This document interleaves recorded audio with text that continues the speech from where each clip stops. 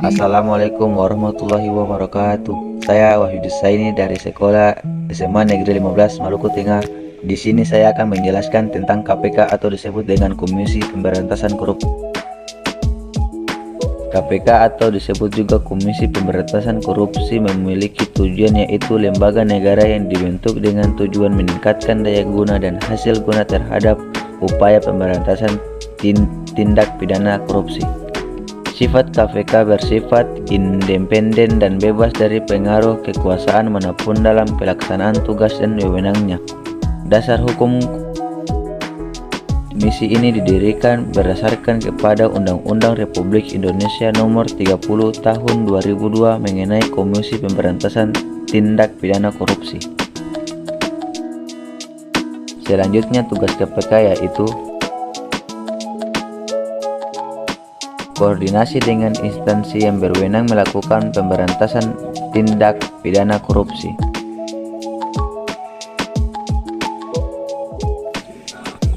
Supervisi terhadap instansi yang berwenang melakukan pemberantasan tindak pidana korupsi.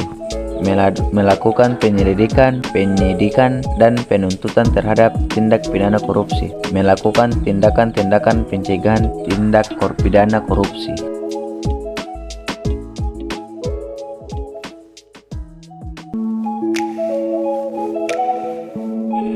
Selain tugas, KPK juga memiliki wewenang sebagai berikut. Yang pertama, mengkoordinasi penyelidikan, penyidikan, dan penuntutan tindak pidana korupsi. Yang kedua, meminta informasi tentang kegiatan pemberantasan tindak pidana korupsi kepada instansi yang berkaitan. Yang ketiga, menetapkan sistem pelaporan dalam kegiatan pemberantasan tindak pidana korupsi. Yang keempat, melaksanakan dengan pendapat atau pertemuan dengan instansi yang berwenang melakukan pemberantasan tindak pidana korupsi. Yang terakhir, meminta laporan instansi terkait mengenai pencegahan tindak pidana korupsi.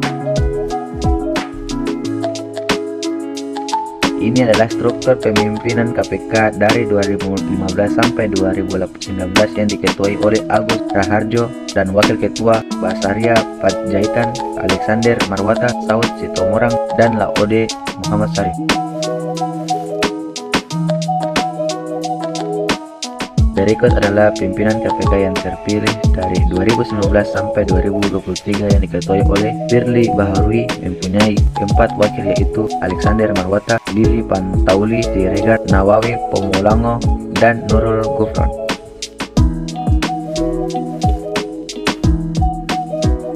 Sekarang kita masuk kepada pedoman asas KPK. Yang pertama, asas kepastian hukum. Asas yang mengutamakan landasan peraturan perundang-undangan.